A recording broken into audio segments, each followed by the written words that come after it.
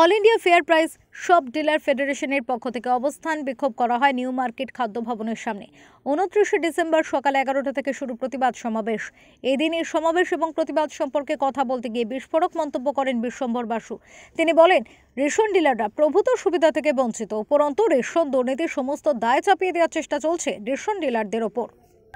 All India fair price shop dealer ফেডারেশনের মিটিংয়ের সিদ্ধান্ত হয়েছিল যে রেশন ডিলারদের ন্যূনতম মাসিক 50,000 টাকা রোজগারের ব্যবস্থা কেন্দ্রীয় সরকার না করলে, রাজ্য সরকার না করলে এবং বিশেষ করে আমাদের ইপসের স্টকে যে বুতুলের স্টক ঢুকিয়ে রেখেছে, সেই স্টক যদি সঠিকভাবে মেনটেন না করতে দেয়, সেপ্টেম্বর মাসে পিডিএস কন্ট্রোল অর্ডারের নামে রেশন ডিলারদের উপর যে দমনমূলক নীতি নামিয়ে এনেছে। সর্বোপরি পশ্চিমবঙ্গের খাদ্য দপ্তর রেশন দুর্নীতির দায় রেশন ডিলারদের গালে নানা রকম আইনি অত্যাচার নামিয়ে আনার প্রতিবাদে আমরা আন্দোলন শুরু করেছি।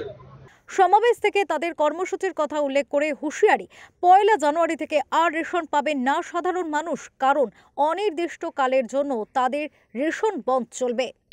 আজকে আন্দোলনের চতুর্থ ভাগে আমাদের খাদ্য ভবনের সামনে সারাদিন ধর্না 11টা থেকে 4টে। এই ধর্না কর্মসূচি চলাকালীন আমরা মাননীয় খাদ্যমন্ত্রী শ্রদ্ধেয় রথীন ঘোষের কাছে আমরা ডেপুটেশন দেব। এছাড়াও আমরা আগামী 1 জানুয়ারি, যেহেতু 1 জানুয়ারি নেগোসিয়েবল ইনস্ট্রুমেন্ট অ্যাক্টে কেন্দ্রীয় সরকার ছুটি ঘোষণা করেছেন, তাই 2রা জানুয়ারি থেকে অর্থাৎ নতুন বছরের প্রথম দিন থেকে সারা দেশের 5,38,000 রেশন দোকান আমরা বন্ধ পালন করব।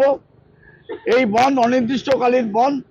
ডিস্ট্রিবিউটর হোলসেলার থেকে রেশন দোকানগুলিতে ডোর স্টেপ ডেলিভারি সিস্টেমের মাধ্যমে খাদ্যশস্য সরবরাহের সময় বস্তার ওজন বাদ দিয়ে সঠিক মানের খাদ্যশস্য সরবরাহ করতে হবে। প্রাপ্য কমিশন অবিলম্বে মিটিয়ে দেওয়ার ব্যবস্থা করতে হবে।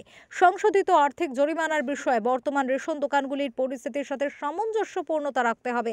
এছাড়াও একগুচ্ছ দাবি নিয়ে বারবার সরকারের কাছে আবেদন করেও সুরাহা না পাওয়ায় সে কারণে এই বিক্ষোভ প্রতিবাদে সামিল তারা। প্রসঙ্গত উল্লেখ্য, আগামী 16 জানুয়ারি 2024 মঙ্গলবার দিল্লি রামলীলা ময়দানে সারা দেশের 5,38,000 রেশন ডিলারদের ঐতিহাসিক জমায়েত হবে বলেও জানিয়েছেন তারা। কলকাতা থেকে শেখ এরশাদের রিপোর্ট, ওঙ্কার বাংলা।